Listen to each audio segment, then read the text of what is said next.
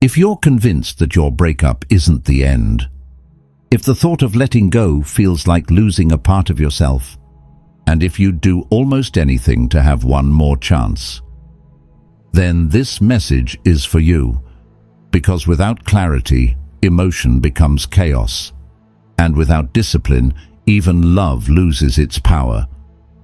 The 6 rules I'm about to share aren't just steps to get her back, they're a path back to yourself. Follow them with presence, with strength, and with patience. Or risk turning a temporary ending into something permanent. Subscribe to Stoic Station, and if this speaks to something in you, leave a like. Now, let's begin. Rule number 1. Don't let your ex see your emotions. After a breakup, the emotional weight doesn't just touch the surface, it reaches deep into your bones. It strips away routine, security, and the quiet comfort of being known. Suddenly, you're left standing in the ruins of what used to feel like home, fighting back the instinct to reach out, to explain, to ask why. It's raw, it's confusing, and more than anything, it's tempting to show how much you're hurting. But here's the difficult truth. Your ex expects it. They expect you to be shattered. They expect the late-night messages, the emotional pleas, the sudden "I miss you" texts that come not from clarity, but from pain. That's the version of you they've already detached from, the one whose emotions once felt overwhelming, unanchored, or too reactive. And when you fall into that role again, even if it comes from a genuine place, you only reinforce the narrative that walking away was the right decision. So what happens when you don't give them what they expect? What happens when you don't crumble? That's when the shift begins. Because suddenly, the story they've been telling themselves about you no longer holds. They thought you'd fall apart, but you didn't. They thought you'd be desperate, but you're composed. They thought they had the upper hand, but now they're the ones asking questions in silence. Your ex expects you to be sad and heartbroken, but if you seem totally unaffected by the breakup, it's going to have a huge effect on them. It won't just confuse them, it will challenge them. It plants something unexpected in their mind, doubt. Maybe you've grown in ways they didn't anticipate. Maybe you weren't as dependent as they assumed. Maybe the breakup didn't devastate you because, on some level, you were already evolving beyond the version of yourself they chose to leave. This isn't about pretending to be fine. It's not about emotional suppression or becoming robotic. It's about emotional discipline, about choosing presence over panic, restraint over reaction. You're not avoiding your pain. You're just choosing not to use it as a currency in a relationship that already ended. Because strength doesn't need to scream. It doesn't beg to be noticed. It simply stands where it is, quiet, grounded, unshaken. That's why stillness is so powerful, because it says more than your words ever could. It says, "I'm rebuilding with or without you." It says, "I am not the man you walked away from, and I'm not here to convince you of anything." So when you do see your ex, or when they scroll past your social media, hear your name from a mutual friend, or wonder how you're doing, let the message be simple. You're steady, you're centered, you're healing and growing in silence. Let your actions whisper strength. That means no emotional outbursts, no updates on how empty your life feels, no subtle digs or attempts to trigger sympathy, and just as importantly, no exaggerated happiness either. There's no need to fake joy just to prove a point, because pretending to be thrilled while you're falling apart inside only makes you look ungrounded, disconnected from reality, and your ex will see right through it. The goal is not to convince them of anything, it's to show them something real, that you are capable of standing tall in the aftermath, that you have the emotional maturity to feel everything and still move forward, that you don't need the relationship to define your worth or dictate your next move. And this strength isn't just for them, it's for you. Because the moment you stop performing, whether for validation, revenge, or reconciliation, you begin returning to yourself. You begin to reclaim a calm that isn't tied to how someone else feels about you. And from that calm, real change can happen. If there is any hope of reconnecting, it begins here, not with a message, not with a confession, but with your ability to sit in silence without falling apart. To show up, not for her approval, but for your own growth. To let the storm pass, and still be standing when the clouds clear. That's what shakes people. That's what makes them look twice. Not a desperate plea, not a dramatic display, but the quiet, undeniable presence of a man who has learned how to hold himself together without needing to be held by someone else. That is the man she didn't expect, and that's exactly the man she might begin to miss. Rule number 2, don't talk to their friends. After a breakup, there's a particular kind of silence that can feel unbearable, not just the silence from your ex, but from their entire world.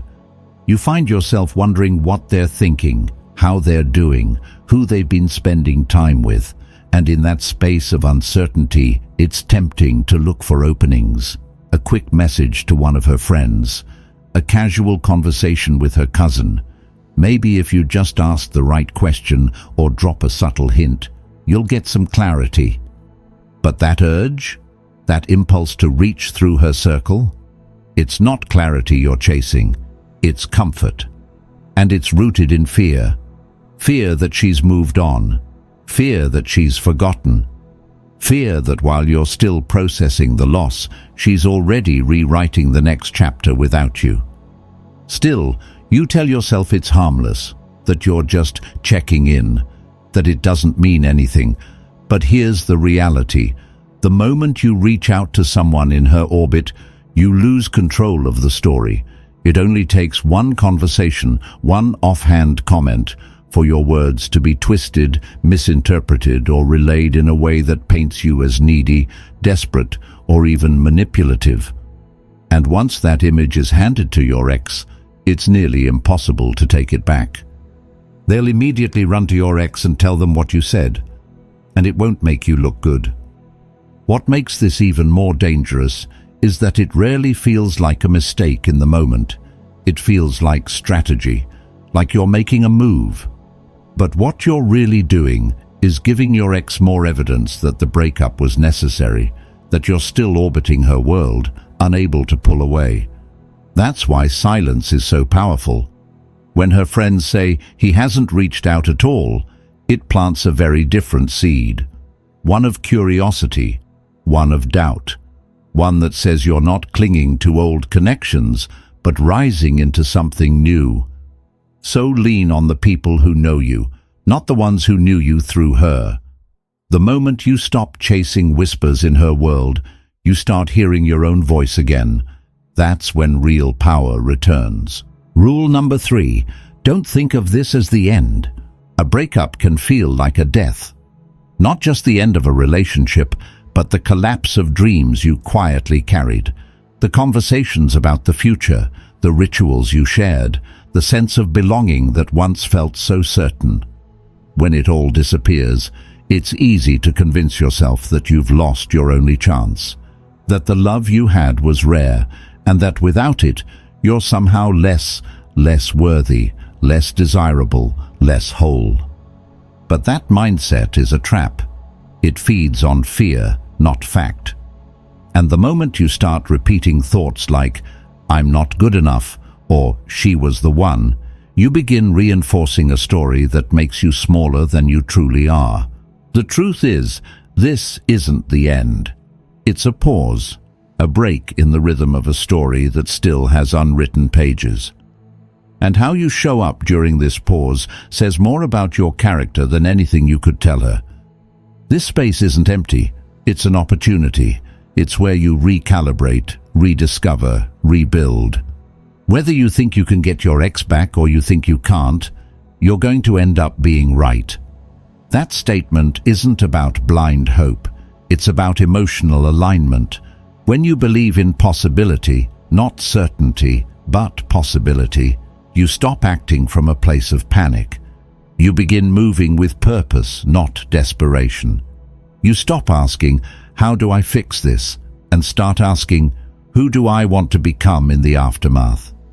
Thinking of this as a reset, not a rejection, puts the power back in your hands. You're no longer reacting to loss. You're responding to change. You're no longer trying to hold on to the past. You're investing in your future. This shift in mindset doesn't guarantee a reunion, but it ensures that if the moment to reconnect ever comes, you'll show up as someone she didn't expect, someone who didn't fold under pressure, someone who used the pain to evolve, not to retreat. And that version of you, the one who rose in the silence, is far more powerful than the one she walked away from. Rule number 4, don't be friends with your ex. After a breakup, the idea of staying friends can feel like a lifeline. It seems safe, familiar. You tell yourself that if you can't have the relationship, at least you can have her presence. You convince yourself that staying close might remind her of what you had, of what she's now missing. That maybe, just maybe, being part of her life in any way is better than not being in it at all. But listen carefully. That path, though tempting, almost always leads to quiet heartbreak. Because despite what you tell yourself, being her friend doesn't keep the door open. It slowly closes it. Each time you text her back, each time you pick up the phone, each time you meet her for lunch under the illusion of casual connection, you're reinforcing a new identity. Not as the man she once loved, but as the man she can comfortably place in the background. Reliable, safe, emotionally available, but not desired. Being friends with your ex actually helps them get over you. Those words might sting, but they're necessary. Because while you're hoping that friendship is the bridge back to love, what's really happening is this. You're training her to live without you. You're teaching her how to interact with you without intimacy. You're erasing the tension that once sparked passion, and you're giving her all the emotional benefits of your presence without asking her to earn or reciprocate them. Comfort is the killer of desire. And the longer you stay in this friend-shaped space, the more invisible you become, not just in her eyes, but in your own. Because deep down, you know you're not being honest. You're not just being a friend. You're waiting, hoping, holding back everything you want to say. And over time, that silence becomes heavy, not noble, not patient, just quiet desperation.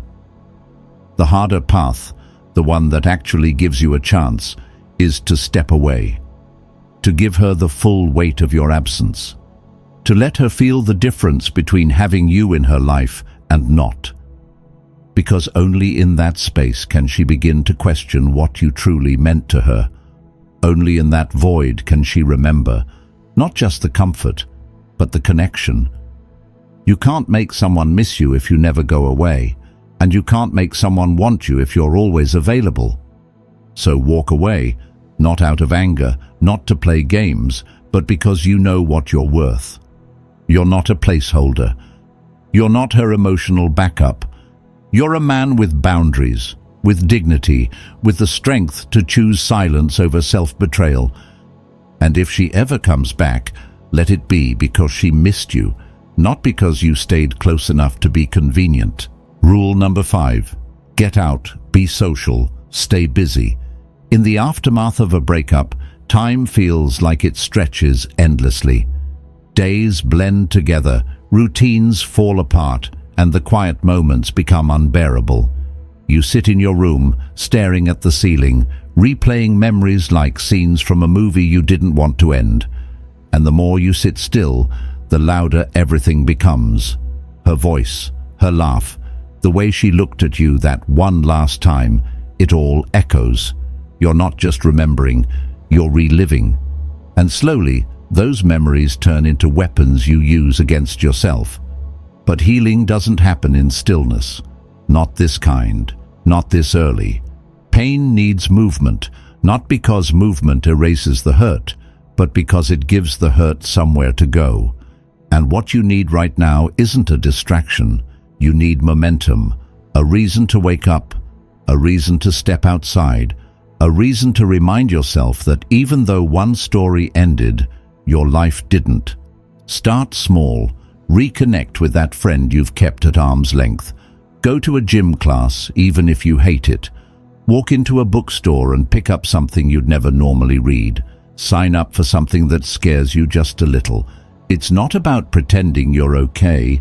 It's about creating space for something else to exist alongside the pain. Because healing doesn't always look like sitting in the dark, waiting for the hurt to fade. Sometimes healing looks like laughing over a dumb joke at a coffee shop, or learning how to cook a new meal, or getting lost in a long drive with the windows down and no destination. And here's something most men overlook. Every step you take forward doesn't just rebuild your confidence, it reshapes how your ex sees you. You're no longer the man frozen in heartbreak. You're the man she used to know, becoming someone she doesn't quite recognize anymore. That shift is powerful. It sparks curiosity.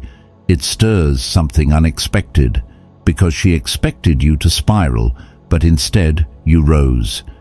If you stay busy, it ignites a bit of jealousy or FOMO in your ex, and it gives you new interesting things to talk about once you reconnect. And that matters, not just for her, but for you, because the version of you that will have something meaningful to say if she ever returns is the version you build during this time apart. So go live. Not to impress her, not to get her back, but because staying still is no longer an option. You've got too much life left to carry to let this moment define you. Rule number 6. Less is more. When the person you love walks away, your instincts beg you to act, to explain, to convince, to fix. You feel this urgency rising in your chest, the need to show her you've changed, that you're different now, that what you had still matters. So you start writing long texts, planning grand gestures, offering apologies that stretch across paragraphs.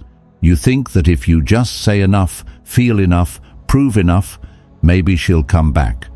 But here's the paradox. The more you give, the more she pulls away. Because the truth is, attraction doesn't grow in pressure, it grows in space. And most men unknowingly suffocate their chances by doing too much, too soon. Getting your ex back is not about overwhelming her. It's about making her wonder. It's like petting a cat. If you rush up to them, you'll scare them off. Think about that. It's not just a metaphor, it's emotional truth.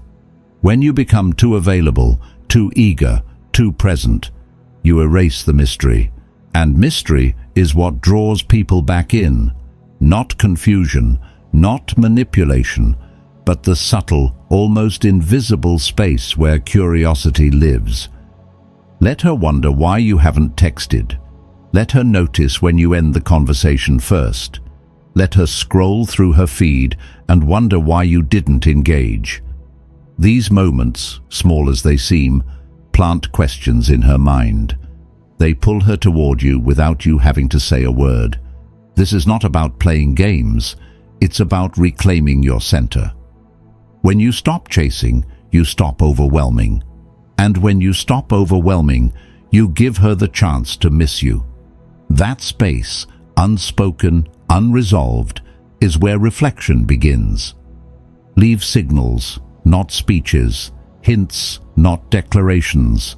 Let her feel your presence through your absence. Because the man who moves with restraint doesn't just appear calm, he appears confident, he appears in control, and the one who controls the pace controls the direction. And here's the truth. You don't get her back by proving anything to her. You get her back, if at all, by proving something to yourself. These 6 rules aren't tactics to manipulate her. They're a blueprint for reclaiming your strength. When you stop chasing, when you stop performing, when you stop trying to fix what broke by clinging to what's gone, you begin to rise. This isn't about pretending you don't care. It's about becoming a man who doesn't need her to validate his worth. A man who can sit in the silence and still hold his ground. Because in the end, what shakes her, what makes her question everything, isn't your words. It's your calm. It's your presence. It's the strength she didn't expect. And the man you became in her absence. If this spoke to something deep within you, take a moment to like the video and subscribe to Stoic Station. It truly means the world to me. I'm grateful you spent this time with me. Thank you. And more than anything, I hope it helps you walk forward with a little more peace and a little more purpose.